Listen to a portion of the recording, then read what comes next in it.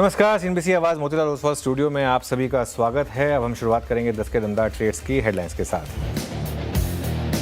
बाजार में लगातार पांचवें दिन तेजी का मूड। निफ्टी 50 पॉइंट की बढ़त के साथ 24,100 के ऊपर टिका। HDFC bank, ICICI bank, Larsen and Toubro ने भरा जोश। बैंक निफ्टी 250 पॉइंट से ज्यादा ऊपर। मिड कैप और स्मॉल कैप्स में आज भी अच्छी रौनक।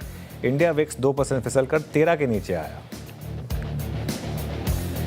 आज के बिग स्टॉक स्पॉटलाइट और चार्ट जीपीटी पड़े सटीक। जेपी मॉर्गन की बुलिश रिपोर्ट से करीब 2.5% चला यूनाइटेड स्पिरिट्स, साथ ही वरुण बेवरेजेस मजबूत। वहीं ब्रोकरेज की बुलिश रिपोर्ट से चमका Vedanta aluminium. Spotlight ICICI prudential भी चला। उधर मजबूत चार्ट से इंडियन बैंक के ईआई में भी खरीदारी। डिफेंस, केमिकल और रियल्टी शेयरों में सबसे ज्यादा तेजी, आधा से 1% की हल्की बढ़त। हालांकि आईटी शेयरों में आज तेज बिकवाली, करीब 1.5% फिसला इंडेक्स। इन्फोसिस, परसिस्टेंट और टेक महिंद्रा वायदा के टॉप लूजर्स में शामिल। 15 जुलाई से यूके के साथ एफटीए लागू होने की खबरें से भागा टेक्सटाइल शेयर। 4 से 5% चढ़े गोकुलदास एक्सपोर्ट और वेल्सपन लिविंग। एग्रीमेंट में यूके भारत के टेक्सटाइल, गारमेंट, केमिकल प्रोडक्ट्स पर नहीं लगाएगा कोई ड्यूटी। वहीं भारत यूके की विस्कीज ऑटोमोबाइल्स पर घटाएगा टैक्स। एनएससी के डीआरएचपी फाइल करने से 12% दौड़ा न्यू इंडिया एश्योरेंस। एनएससी में कंपनी की 1.4% हिस्सेदारी। उधर एनएससी के इसमें हिस्सा नहीं बेचने की खबर से एलआईसी 4.5% की तेजी के साथ बना वायदा का टॉप गेनर। सही है, जो बेच रहा है वो भी चल रहा है, जो नहीं बेच रहा है वो भी चल रहा है। चलिए खैर, यही मार्केट है, मोमेंटम है इस समय। 10 के दमदार ट्रेड्स में शेयर में आपके साथ बने हुए हैं। हमारे साथ पिछले शो से आशीष बहेती और अमित सेठ कंटिन्यू करने वाले हैं। विकास सालुंके और अरुण कुमार मंत्री भी जुड़ेंगे अपने टॉप ट्रेड्स के साथ। इसके बाद मार्केट आउटलुक पर हम बात करेंगे 361 के प्रेसिडेंट अनु जैन से, और मार्केट टेक्निकल्स पर बात करेंगे कोटक सिक्योरिटीज़ के श्रीकांत चौहान। थोड़ा मार्केट ऑफ हाइज हुआ है। अब निफ्टी जो 60 पॉइंट करीब ऊपर था, अब 36 पॉइंट ऊपर है। देखिए एकदम फिर भी रिया के करीबी हैं। बैंक निफ्टी 240 पॉइंट ऊपर है, यहाँ अच्छे मूव हैं 0.5% के। आज निफ्टी आईटी ने थोड़ा तंग किया है। निफ्टी आईटी ये थोड़ा सा परेशान कर रहा है आज। कल जो फेड की पॉलिसी है उसका शायद एक इम्पैक्ट है, हालांकि ये भी ऑफ डेज लो है। मिड कैप और स्मॉल कैप में आज रौनक थोड़ी मिड कैप में स्पेसिफिकली कम है। स्मॉल कैप हालांकि फिर भी आउट परफॉर्म कर रहा है। मिड कैप लेकिन आज थोड़ा सा हायर लेवल से कोलैप्स हुआ है। स्मॉल कैप अच्छा कर रहा है लेकिन 0.5% करीब ऊपर है। स्मॉल कैप सबसे स्ट्रॉन्ग इंडेक्स रहा है वैसे। 2:1 का एडवांस डिक्लाइन है। Stock of the day LIC करीब 4-4.5% ऊपर है अब। इसके अलावा Max Health Care, Bosch, Marico, United Spirits, ICICI Lombard, Nuvama wealth, Trent, ये कुछ और स्टॉक्स हैं जहाँ पर अच्छे मूव्स हैं। पेटीएम एफएनओ का टॉप लूजर 3.5% नीचे। इन्फोसिस में 2.5% की गिरावट। टेक महिंद्रा, हिटाची एनर्जी, ये कुछ और स्टॉक्स हैं जहाँ पर सम्मान कैपिटल, जहाँ पर आज थोड़ी सी प्रॉफिट बुकिंग आपको दिखाई देगी।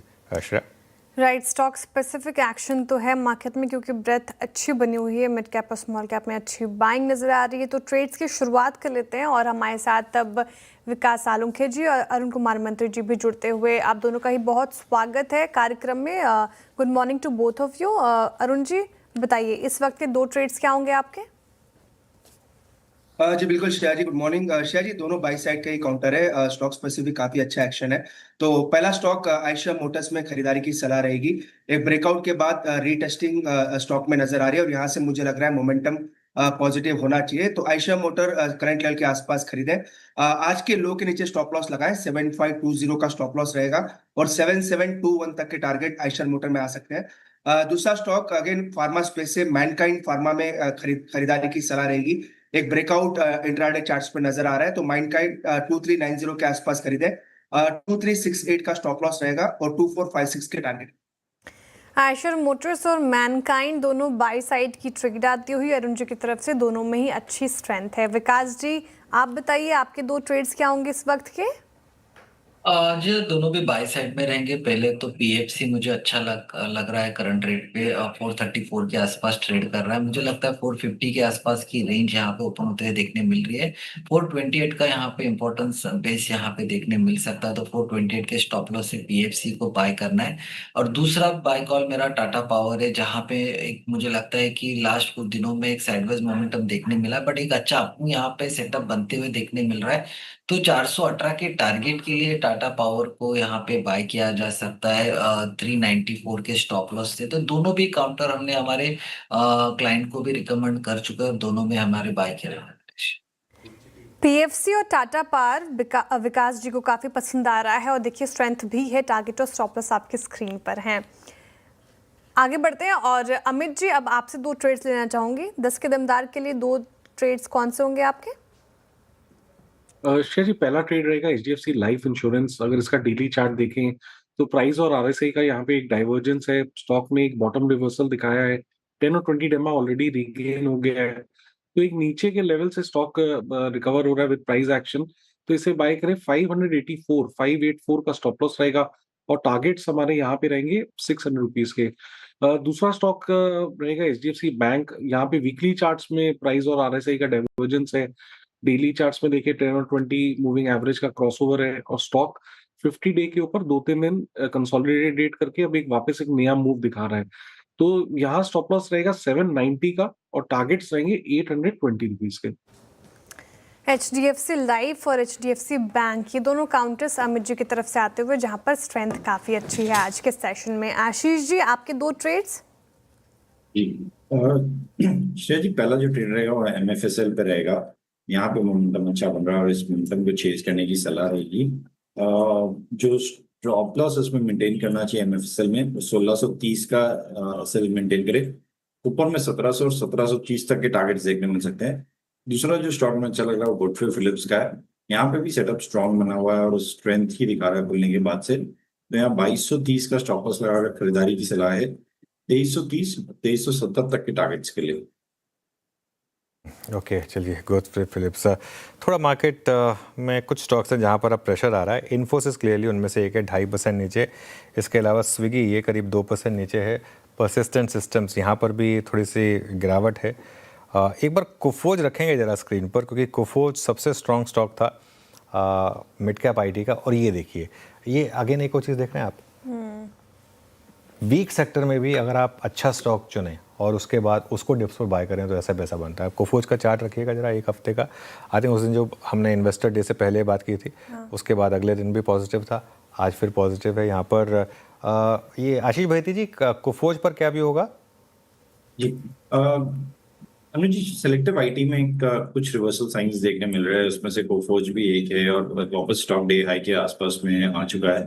मुझे लग रहा है इस मोमेंटम को यहाँ से चेज करना चाहिए। गिरावट में भी कभी भी 20 डेमा भी इसमें अभी ब्रीच नहीं हुआ है। तो यहाँ पे इस मोमेंटम को चेज करने की या खरीदने की सलाह है। जो स्टॉप लॉस में मेंटेन करना है वो 1440 का एसएल मेंटेन करे। ऊपर में जो टारगेट रहेंगे 1500 और 1530 तक के लेवल्स इसमें देखे जा सकते हैं। हाँ, जो भी है। ओके, चलिए अब ये हो गया आपका कोफोज पर एक व्यू। थोड़ा आगे बढ़ते हैं। हमारे साथ मार्केट आउटलुक पर चर्चा करने के लिए 361 की प्रेसिडेंट अनु जैन जुड़ी हैं, उनसे बात करेंगे। अनु, गुड मॉर्निंग। क्या एक नई और बड़ी तेज़ी की शुरुआत हुई है? पिछले कुछ दिनों का प्राइस एक्शन क्या कह रहा है आपको? गुड मॉर्निंग अनुज। नई तेजी मेरे ख्याल से हमने जो एक 24,300 से 23,800 का रेंज तोड़ा था, हम वापस 23,000 सब तक गए थे, वो हम रिकवर कर रहे हैं। तो मैं इसको तेजी अभी तक नहीं कहूंगी। मेरे ख्याल से जब तक आप 24,300 नहीं क्रॉस कर लेते, उसको हम तेजी का नाम नहीं दे सकते। है और 0.5% है। और जिस तरीके से बैंक निफ्टी तेजी दिखा रहा है कि वो लगभग 59,000 तक का तो मूव दिखा रहा है, जो और 2% है, तो वो उसकी तरफ ले चलेगा। You have to see the components. Reliance ने अभी तक कोई सपोर्ट दिया नहीं है, बट भारती ने कल एक सपोर्टिव मूव पहला शुरू किया है। आईटी से हमको कुछ खास उम्मीद है नहीं। कैप गुड्स पावर काफी चल चुका है, तो मेरे ख्याल से बैंकिंग इस लीग को लीड कर सकता है। उसके हिसाब से आप 24,300 तो ले जाएंगे। मेरे ख्याल से 24,800, 700, 800 जो नेक्स्ट टारगेट है, उसमें आपको शायद अगले 15 दिन मॉनसून का मूव अगर आपको बॉम्बे में या महाराष्ट्र में अगले एक हफ्ते में डिसेंट हो जाए तो वो शायद एक रिलीफ फैक्टर में आपको 24,800 दिख जाए। मुझे उसके ऊपर सचमुच में नए ट्रिगर्स दिखने चाहिए, तब मैं कहूंगी कि इट कैन क्रॉस 25,000। बट हाँ, definitely a more positive bias than what we have seen in the last 1-1.5 महीने में जो हमने देखा, उससे तो definitely stronger. Anuj ji, good morning. Shreya बात कर रही हूँ। आपने कहा कि बैंक्स लीड कर सकते हैं रैली को मार्केट में, तो बैंक्स में क्या नजरिया है आपका? प्राइवेट बैंक्स पर आपका झुकाव है या पीएसयू बैंक ज्यादा पसंद कर रही हैं, या फिर दोनों का कॉम्बिनेशन ही मार्केट को ऊपर लेकर जाएगा? बैंक निफ्टी के जो कॉन्स्टिट्यूएंट्स है वो हम सबको पता है, सभी चलेंगे। लेकिन जहां तक का अगर एक ड्रॉट की पॉसिबिलिटी बन रही है और उसमें PSU banks always are a little more at risk, और even the lenders which are on the private side which have their, तो वो उस हिसाब से मैं प्राइवेट बैंक्स की तरफ। प्लस अगर आप इस आज के मूव देखें तो ये तो मोर और लेस एचडीएफसी के थ्रू है, और ये जिस तरीके से 1100 रुपए से 700 रुपए गिरा था, तो इसको अगर हम 900 950 तक भी ले जाएं, उसमें आपकी बैंक निफ्टी का तो काफी भला हो जाएगा। तो वो आईसीआईसीआई बैंक, मेरे ख्याल से ये दोनों इन दोनों को खींच सकते हैं बैंक निफ्टी को। तो मैं एसबीआई पे नेगेटिवली बायस नहीं हूँ, लेकिन अगर मेरा थोड़ा सा नजरिया लॉन्ग टर्म का है तो I would stick with the private banks. Okay, stick with the private banks. Private banks में कौन कौन से स्टॉक्स आपको ज़्यादा अच्छे लग रहे हैं? कोई पैकिंग ऑर्डर होगा क्या आपका? पेकिंग ऑर्डर अनुज, जिस हिसाब से लास्ट टाइम के क्वार्टर रिजल्ट थे, ICICI would be the top. जिस तरीके से उसने रिजल्ट्स दिए थे, मेरे ख्याल से वहां से despite good results it's down. तो मेरे ख्याल से यहाँ से पहला उसका रेजिस्टेंस लगभग 1360 का है, जो एक दिन टच करके वापस आया। वो निकल गया तो शायद आपको 1380 और 1420 तक भी जा सकता है। तो मेरे ख्याल से इन द पैकिंग ऑर्डर वो होगा। बाकी एक्सिस और कोटक भी अच्छे लग रहे हैं। इनफैक्ट आपका जो ये एफसीएनआर का पूरा प्रोसेस है, उसमें मेरे को फेडरल का भी बेनिफिशियल मूव दिखता है। तो उसमें it has been an outperformer in the sector already. अगर आप देखेंगे, मैंने क्योंकि एचडीएफसी से उसको कंपेयर किया था अपने इंटरनल वर्क के लिए, तो वर्सेस एचडीएफसी उसने एक 12% का अल्फा दिया है over the same period in the last 1 quarter. But मेरे ख्याल से बिकॉज जो डिपॉजिट्स मिडिल ईस्ट से आएंगे, उससे आपको फेडरल बैंक में भी फायदा होगा। तो अगर आप 3 से 6 महीने के हिसाब से देख रहे हैं तो फेडरल बैंक भी अच्छा लगता है। फेडरल बैंक भी अच्छा लग रहा है। अच्छा, लार्ज कैप आईटी पर क्या व्यू है अनु? क्या एक मल्टी ईयर बेयर मार्केट और एक्सटेंड करेगी, या कुछ पिछले 2-3 महीनों में डबल बॉटम के साइन हैं? आपका व्यू क्या होगा? देखिए, इसमें दोनों तरफ के पक्ष बहुत स्ट्रांग है, बट जब समझ में नहीं आए तो मैं दूर रहूंगी। हमने परसिस्टेंट में, मैंने पिछली बार भी डिक्लेरेशन दिया था कि मार्च में करीब 46-50 पे हमने परसिस्टेंट में इन्वेस्टमेंट किया है। It's 4% of our model portfolio. उसमें मेरा व्यू ये है कि go with the best in the person who can pivot the fastest. तो बड़े हाथियों को पिविट करने में बहुत टाइम लगेगा। छोटे हैं, जैसे कि कल हमने कोफोर्ज को सुना या हमने जो परसिस्टेंट को फॉलो किया, ये लोग रीपिविट बहुत फास्ट कर लेंगे। तो ऐसा नहीं है कि स्कोप बिल्कुल नहीं है, बट जहां पे आपको एक फुर्ती दिखे, मेरे ख्याल से उन स्टॉक्स में ध्यान रखना चाहिए। तो मेरा टॉपिक तो वहां पे परसिस्टेंट रहेगा, because that's where I put the money for my clients. But overall I think mid cap में आपको शायद थोड़ा एक्शन दिखे। अभी तक मुझे आईटी लार्ज कैप इंडेक्स में कोई स्ट्रेंथ ना टेक्निकली दिख रही है ना फंडामेंटली दिख रही है। तो इस मार्केट में जहाँ निफ्टी को मूव करना बड़ा मुश्किल है, जहाँ पे स्मॉल कैप मिड कैप आपको ब्रेकआउट्स दे रहा है, उसमें आप या तो वैल्यू में उस स्टॉक्स पे जाएंगे जैसे कि बैंकिंग है, जहाँ पे मूवमेंट का पूरा चांस है। जहाँ पे मूवमेंट का चांस भी कम है और जहाँ पे अभी भी वीकनेस है, I think I would stay away. तो अनुज जी, ओवरऑल मार्केट पे भी यही व्यू है, क्योंकि मिड कैप और स्मॉल कैप ने आउट परफॉर्म किया है लार्ज कैप काउंटर से, ना सिर्फ आईटी स्पेस में बल्कि पूरे मार्केट में भी। तो अगर आपको चुनना हो मिड कैप और स्मॉल कैप में कोई स्टॉक्स मैम, तो वो कौन से होंगे? देखिए, मिड कैप स्मॉल कैप तो बुल मार्केट में, वो तो करेक्टिव मोड में है ही नहीं, वो तो फ्रेश ब्रेकआउट दे रहे हैं अभी भी। एंड मेरे ख्याल से आपको उसमें बॉटम अप स्टोरीज तो मिलेंगी, बट जो सेक्टोरल पूरी स्टोरीज है, अगर आप देखेंगे, अगर आप पावर का थीम देखें, आप एरोस्पेस का थीम देखें, मल्टीपल्स काफी बढ़ चुके हैं। तो कोई मेरे को ऐसा कंपेलिंग बाय नहीं दिख रहा है, बट आपका पूरा एरोस्पेस है जिसमें आपने एरोफ्लेक्स देखा है, आपने एकिस देखा है, फॉर दैट मैटर अगर आप एमटार को देखें या डिफेंस के स्टॉक्स भी देखें, सब में तेजी बनी हुई है। उसमें चाहे आप सोलार पकड़ लीजिए, डेटा पैटर्न्स पकड़ लीजिए, मेरे को लगता है कि यहाँ पे definitely the rally is here to stay. अब value is not the proposition here, यहाँ पे मोमेंटम है।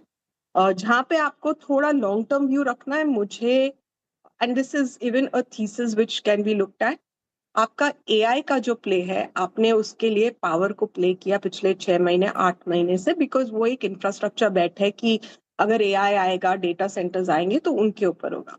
आई थिंक अब ये टाइम आ गया है कि हम देखें कि एप्लीकेशन कहाँ आएगा, एंड मेरे ख्याल से नेक्स्ट बड़ा एप्लीकेशन लॉन्जेविटी पे आएगा, फार्मा सेक्टर में आएगा। तो चाहे वो हमारे जो एक्सपोर्टिंग फार्मा कंपनीज है, लार्ज कैप स्मॉल कैप, या फिर जो डोमेस्टिकली उस प्रोडक्ट को लाएंगे, या जो इतना डायग्नोस्टिक और ट्रीटमेंट्स में चेंज आएगा। तो अगर आपका थोड़ा 3 से 5 साल का व्यू है, एक 6 महीने का ट्रेडिंग व्यू नहीं है, तो मेरे ख्याल से it's a very big move towards pharma. हमने दिवाली से थोड़ा बहुत शुरू किया था, दिवाली से जबकि इंडेक्स डाउन है, ये इंडेक्स करीब 12 से 13% अप है। और मेरी उम्मीद ये है कि फ्लैट मार्केट में एक तो आपको छुपने की जगह देगा, बिकॉज हमने देखा है कि पिछले 2 साल से हमारे फ्लैट मार्केट के बराबर ही है। मेरे ख्याल से ये सेक्टर एक आउटलुक है 2 साल 3 साल के लिए। इसमें आप कॉम्बिनेशन दोनों लार्ज कैप मिड कैप का ले सकते हैं, दोनों एक्सपोर्टर्स एंड इंडियन मार्केट्स का ले सकते हैं, जिसमें आपको काफी कुछ न्यू वर्ल्ड के एंट्रेंस, एआई की टेक्नोलॉजी का इम्पैक्ट सब दिखेगा। ओके, बिल्कुल। मीनवाइल नायका का वो इन्वेस्टर प्रेजेंटेशन शायद अपलोड हुआ एक्सचेंज पर, वहाँ अच्छे मूव्स आ रहे हैं। अनु, ये नायका जैसे स्टॉक्स में एक फ्रेश लीज ऑफ लाइफ जो आई है, इस पर्टिकुलर स्टॉक पे क्या व्यू, और इसके अलावा न्यू एज स्टॉक्स में कोई और स्टॉक जो आपको पसंद हो? न्यू एज में anything which is supporting tech will be positive. आपका नेटवेब है, फ्रैक्टल है, इस टाइप के स्टॉक्स डेफिनेटली पॉजिटिव हैं। लेकिन जो प्लेटफॉर्म स्टॉक्स हैं जहां कंजम्पशन है, मैं डेफिनेटली कंजम्पशन के ऊपर और लेंडर्स टू कंजम्पशन के ऊपर डेफिनेटली सैंग्विन हो रही हूँ। नॉट नेगेटिव, बट आई जो है हाथ में उसी को पकड़ने के लिए फ्रेश परचेज यहाँ पे इंडिकेट नहीं करेंगे। I would be careful about that. बिल्कुल। अच्छा, आपकी जो स्पेस है जिसमें आप काम करती हैं उसने भी काफ़ी अच्छा किया है। Capital market theme, wealth management, ये सब स्टॉक्स में एक री रेटिंग हुई है। यहाँ पर कोई स्टॉक, ऑब्वियसली आप अपने स्टॉक का तो नाम नहीं लेंगे, लेकिन कोई और स्टॉक इस स्पेस में जो आपको अच्छा लगता हो? मेरे ख्याल से जो डिपॉजिटरीज हैं, खास करके अभी जो आपका एनएससी का आईपीओ आ रहा है, उसका शॉर्ट टर्म का सबसे बड़ा इम्पैक्ट तो डिपॉजिटरीज पे आएगा। तो वो आज आप ओपनिंग हाई देख रहे हैं, बट ये काफी पिटे हुए भी हैं, तो डिपॉजिटरीज के ऊपर डेफिनेटली पॉजिटिव बायस है। दूसरा आपका प्रॉक्सीज है जो आप आज एलआईसी में देख रहे हो कि जहां जहां ये स्टॉक्स एम्बेडेड वैल्यू है, जैसे कि बिटकॉइन की एम्बेडेड वैल्यू यूएस में नैस्डैक के स्टॉक्स में थी, तो उसमें कल लिस्ट देख रही थी मैं, काफी कंपनीज हैं जिन्होंने कॉर्पोरेट बेस से किया हुआ है। तो चाहे वो फाइनेंशियल है, चाहे वो नॉन फाइनेंशियल है, सबके ऊपर वो पॉजिटिव बायस आएगा। तो मेरे ख्याल say that could be a short term trade, that's not a long term trade, but definitely depositories को तो पॉजिटिव बायस आएगा। ओके, कैपिटल मार्केट स्पेस पर ये व्यू हो गया। अच्छा मैम, ईएमएस स्पेस को कैसे देख रही हैं आप? एम्बर, बीच इलेक्ट्रोप्लास्ट, डिक्सन तो आज थोड़ा कमज़ोर हुआ, लेकिन पिछले कुछ 3-4 सेशन से काफ़ी अच्छी मजबूती, यहाँ पर क्या व्यू है आपका? देखिए, डिक्सन ने एक्चुअली 10,800 पे ब्रेकआउट दिया था कल परसों में, उसने ऑलरेडी लगभग 7-8% का मूव दे दिया है। अब वो पॉज कर रहा है, let it kind of pause. आपके सिरमा is almost at all time high, 52 week high पे है। मेरे ख्याल से पूरा सेक्टर पे पॉजिटिव है। अगर आप if you give it a very holistic global view from the government point of view, जहाँ पे एम्प्लॉयमेंट जनरेशन इज इम्पोर्टेंट और यहाँ पे प्लांट्स जल्दी लगते हैं, असेंबली लाइन है, we have our PM canvassing for made in India by going to other countries. मेरे ख्याल से इस सेक्टर के ऊपर अगले 2 से 3 साल में पॉजिटिव बायस कंटिन्यू रहेगा। हाँ, हमने उसके मल्टीपल्स जो देखे थे, हमने जिस हिसाब से केन्स और खास करके डिक्सन को गिरते हुए देखा, शायद वो हाई आपको इमिडिएटली नहीं मिले, लेकिन 20 से 25% का रिटर्न आना ना, आई थिंक अभी भी पॉसिबल है। तो हमारे पोर्टफोलियो में करीब 4-5% का एलोकेशन ईएमएस पे है। आई थिंक वो 2 से 3 साल तक डेफिनेटली बना रहेगा। तो आपकी पिक है, जिस भी क्षेत्र में आपको इम्पोर्टेंट लगे। मुझे तो डिक्सन भी 13.5-14 के लिए 1 साल तक लगता है, तो अभी भी 10 से 15% है। 10% का मूव 1 हफ्ते में आ चुका है। तो जैसे कि मैं कह रही हूँ 20 से 25% का मूव पॉसिबल है। इसका ये है, केन्स का 2 क्वार्टर्स बहुत खराब गए हैं, जिस तरीके से मिसमैनेजमेंट हुआ है। अगर इस क्वार्टर वो लोग कुछ संभाल लेते हैं, कुछ ऑपरेशंस दिखा देते हैं, तो वहां भी रिवैल्यूएशन है। बट वो I don't want to jump in anticipation. जब क्वार्टर रिजल्ट्स आ जाएगा उसके बाद देख के ही लेना चाहिए। ओके मैम, अक्सर हम ये बात करते हैं कि क्या लेना चाहिए मार्केट में, लेकिन इंपॉर्टेंट चीज़ ये भी होती है कि किससे दूरी बना कर रखें। अगर ये प्रश्न मैं पूछूं आपसे कि अभी इस स्पेस में अगर आईटी को छोड़कर कोई ऐसा स्पेस, कोई ऐसे काउंटर्स जहां पर अभी थोड़ा आप डाउट में हैं, कॉशियस हैं, तो वो क्या होगा? मार्केट में ऐसा कुछ खास नेगेटिव है नहीं। पावर और ये सब चल चुका है। बट जो हमारे सबसे एक्सपेंसिव स्टॉक है, अगर आप वो हिटाची देख लीजिए, जीवीके देख लीजिए, एनविन देख लीजिए, इन लोग के लिए इंडियन मार्केट्स के हिसाब से सारे ऑर्डर्स पुल्ड इन है। बट अगर आप देखेंगे कि मिडिल ईस्ट कंस्ट्रक्ट होगा और ग्रिड के लिए हेल्प चाहिएगी इनको, तो मेरे ख्याल से वहां भी अभी तक I was thinking they were over price. But जब वो स्टोरी देखी तो कोई भी चीज अभी वहां पे कैप गुड्स और हमारे power companies can be pitching in their. कोई ऐसा सेक्टर मुझे दिख नहीं रहा है। डिफेंस में जिस तरीके से पूरी दुनिया का रुझान आएगा, आई थिंक जो हमारे जो मेन 2 सेक्टर चले वो पावर और डिफेंस है। अब after what people have seen in the last 3 months, power के ऊपर हर जगह रीइन्वेस्टमेंट रहेगा। तो मुझे वो थीम एक्सपेंसिव ही दिखती है। हो सकता है साइडवेज चली जाए, डिफेंस में भी हो सकता है स्लाइटली साइडवेज चली जाए। बट ये पूरे दोनों सेक्टर्स में मुझे कोई ओवरबॉट होके कि इसमें प्रॉफिट बुकिंग कर लो, वो उम्मीद नहीं लगती। बाकी जैसे कि मैंने कहा कि फार्मा है, बैंकिंग है, इसमें है। I think the only thing I would stay away is honestly anything consumption. मैं कंजम्पशन से शायद 1 साल 1.5 साल तक थोड़ा दूरी बना के रखूं। ओके ननू, बहुत बहुत शुक्रिया आज हमारे साथ जुड़ने के लिए और अपना समय देने के लिए हमें। मीनवाइल अब स्टॉक ऑफ द मोमेंट हो गया है नायका। एक बार लेकर आइए ज़रा नायका वापस। एफएसएन ई कॉमर्स ऑलरेडी स्टॉक अपनी एक अलग बुल मार्केट में है, लेकिन अब करीब करीब और 5% की रैली। क्या रोड मैप प्रेजेंट किया है नायका ने? नूपुर, गुड मॉर्निंग, बताइए। Good morning sir. 4 सीजन्स में इसके एनालिस्ट मीट चल रही है और वहाँ से जो मैंने सीधी बात की तो बहुत ओवर क्राउडेड है और जो रिटेल इन्वेस्टर्स है उनकी तरफ से भी अच्छा खासा पार्टिसिपेशन यहाँ पर देखने को मिल रहा है। इन्वेस्टर प्रेजेंटेशन अपलोड हुआ है जहाँ पे FY30 तक का रोड मैप कंपनी ने दिया है। उनका मानना है कि टारगेट GMV जो होगा वो 50,000 करोड़ यहाँ पे पहुँचता हुआ दिखेगा FY30 तक। FY30 तक जो कि मौजूदा स्केल से देखें तो 2.5 गुना की यहाँ पर ग्रोथ देखने को मिल सकती है। एबिटा की बात करें तो 3 गुना 3x यहाँ पर होते हुए दिखेगा FY30 तक। इनफैक्ट मार्जिन्स पर भी उनका गाइडेंस आते हुए दिखा है। वहाँ पे उनका कहना है कि 7.5% फिलहाल जो मार्जिन है वो सुधर के मिड टीन्स में आने का लक्ष्य लेके आ रहे हैं FY30 तक। इनफैक्ट 4 to 5 टाइम्स आने वाले 5 सालों में मार्जिन भी एक्सपैंड होते हुए दिखेंगे। और एबिटा की भी बात करें तो 752 करोड़ का जो एबिटा है वो सुधर के 3,000 से 3,500 करोड़ पहुंचता हुआ नजर आएगा। रिटर्न ऑन कैपिटल इक्विटी की बात करें तो 40% प्लस हो जाएगा FY30 तक वर्सेस 21% जो कि फिलहाल है। और ऑपरेटिंग फ्री कैश फ्लो देखें तो वो भी 5 से 6 गुना बढ़ते हुए नजर आएगा। नायका फैशन पर सबकी नजरें होती है क्योंकि यही थोड़ा कारोबार है जो कि पेन पॉइंट होता है कंपनी के लिए, लेकिन यहाँ पे मैनेजमेंट का कहना है कि जो फैशन NSV है वो 3 से 3.5 गुना बढ़ती हुई दिखेगी FY30 तक। यहाँ पर भी जो मार्जिन है वो भी सुधरते हुए नजर आएंगे। मार्केटिंग और जो स्पेंड्स है वो ऑलरेडी 31% नीचे हैं, वो और सुधर के 23% नीचे जाते हुए दिखेंगे। तो ग्रोथ गाइडेंस काफी स्ट्रॉन्ग है। रेवेन्यू में 2.5 गुना की बढ़त एक्सपेक्ट करके चल रहे हैं FY30 तक। और मार्जिन देखें जो फिलहाल 7.5% के वो सीधा का सीधा मिड टीन्स होते हुए नजर आएंगे FY30 में। ओके शुक्रिया आप नूपुर। तो ये नायका आज का टॉप गेनर एफएनओ में, अब 4.25% ऊपर। आगे बढ़ते हैं। कोटक सिक्योरिटीज़ के equity research head Srikanth Chauhan जुड़े हैं हमारे साथ। Shrikant, good morning. श्रीकांत, आपकी आज की ट्रेडिंग अप्रोच और स्टॉक आइडियाज?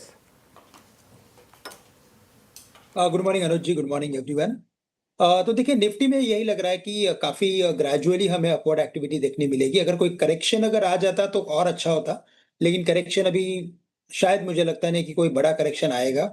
मार्केट इसी पेस में रहेगा और कभी एक दिन वापस 200-300 पॉइंट की हमें रैली देखने मिलेगी।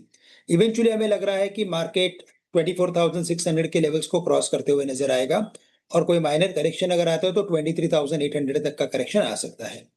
बैंक निफ्टी में भी एचडीएफसी बैंक में परफॉर्मेंस है, हायर बॉटम बना है, डबल बॉटम जैसा फॉर्मेशन बना है, इंडिकेशन दे रहा है कि ये भी 830 835 के लिए जा रहा है। तो बैंक निफ्टी में 59,500 तक के लेवल्स बैंक निफ्टी में भी आ सकते हैं बिकॉज ऑफ एचडीएफसी बैंक।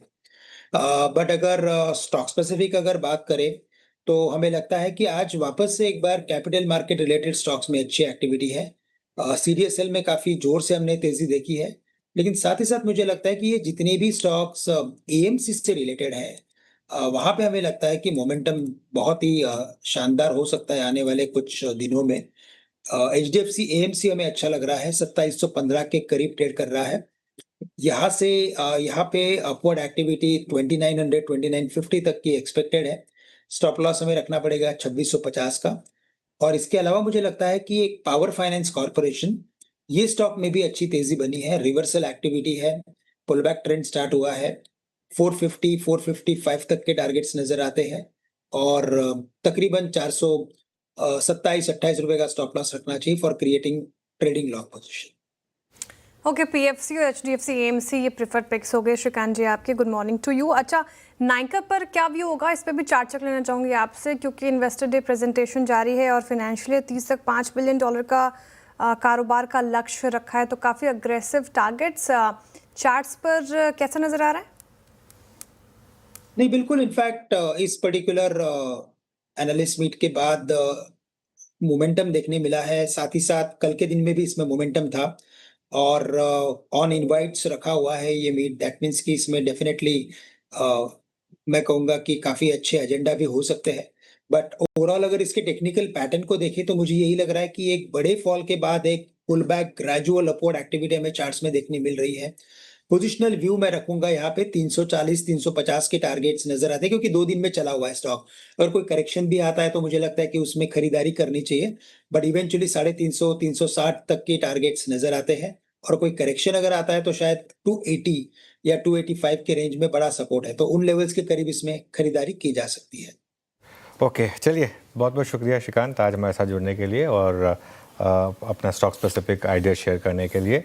अब बात करते हैं पिछले 24 घंटों के सबसे बड़े इवेंट की, एनएससी के आईपीओ की ड्राफ्ट रेड हेरिंग प्रोस्पेक्टस की फाइलिंग की। अभी तो अनलिस्टेड है एनएससी, लेकिन ऑलरेडी लिस्टेड स्टॉक्स में काफ़ी स्टॉक्स हैं जिनमें काफ़ी मूव्स आए हैं। क्यों और क्या कनेक्शन है, ये समझते हैं आशीष से। आशीष, बताइए। सर, बहुत सारे स्टॉक्स हैं, जैसे कि आपने बताया कि बड़े मूव के साथ यहाँ पर कारोबार देखने को मिल रहा है। ये लिस्ट मार्केट को ऑलरेडी पता थी, लेकिन कल ऑफिशियल तौर पर जब डीआरएचपी फाइल हुआ उसके बाद से हम देख रहे हैं कि इन स्टॉक में बहुत ज़बरदस्त एक्शन देखने को मिल रहा है। कल खबर हमने आपको सूत्रों के हवाले से ऑलरेडी बता दी थी कि तकरीबन 30 से लेकर 32,000 करोड़ के आसपास की साइज़ यहाँ पर आईपीओ की देखने को मिल सकती है और मार्केट कैप आप देखें तो ऑलमोस्ट 5 लाख से लेके 5.3 लाख के 3 लाख करोड़ के आसपास आपको यहाँ पर आपको एनएससी का मार्केट कैप तौर पर भी देखने को मिलेगा लिस्टिंग के बाद से।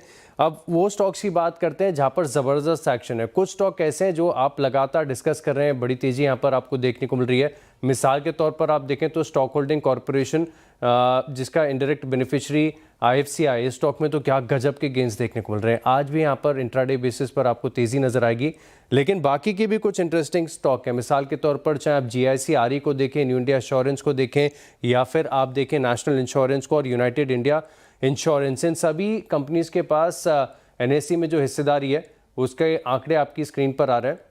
अब दिग्गजों की बात करनी चाहिए और कौन कौन बेचने वाला है, इसमें से आप देखें तो एसबीआई की तरफ से यहाँ पर बिकवाली की जाएगी और साथ में एमएस स्ट्रेटेजिक है, बैंक ऑफ बड़ौदा है, यहाँ पर बिकवाली होगी। लेकिन ये जो छोटे छोटे इंश्योरेंस कंपनीज के लिए नाम आप देख रहे हैं, इनके लिए ये हिस्सा बड़ा सब्सटैंशियल है और ऑफर फॉर सेल में, जैसे मिसाल के तौर पर मैं आपको बताऊँ तो न्यू इंडिया एश्योरेंस है जो कि अपना 1.4% में से तकरीबन 1 करोड़ शेयर ये हिस्सेदारी बेचने वाले हैं, तो इनके लिए बड़ा सिग्निफिकेंट हो जाएगा। तो जितने भी स्टॉक्स हैं जैसे न्यू इंडिया एश्योरेंस है, आज बड़ी तेज़ी के साथ यहाँ पर कारोबार देखने को मिलेगा।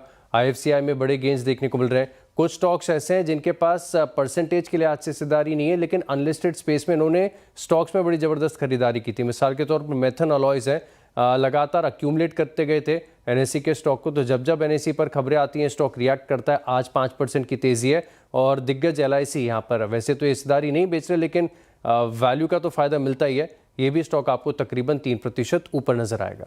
ओके, शुक्रिया आशीष। चलिए, तो ये इस समय आपके लिए कुछ स्टॉक्स जो फोकस में हैं। मार्केट डे हाई पर तो नहीं, लेकिन अभी भी ग्रीन में है, 24,100 के ऊपर, और बैंक निफ्टी में अच्छा मोमेंटम है। इस शो को समेट रहे हैं। इसके बाद आप कंचन और श्रेया के साथ देखिए ट्रेडर्स हॉटलाइन।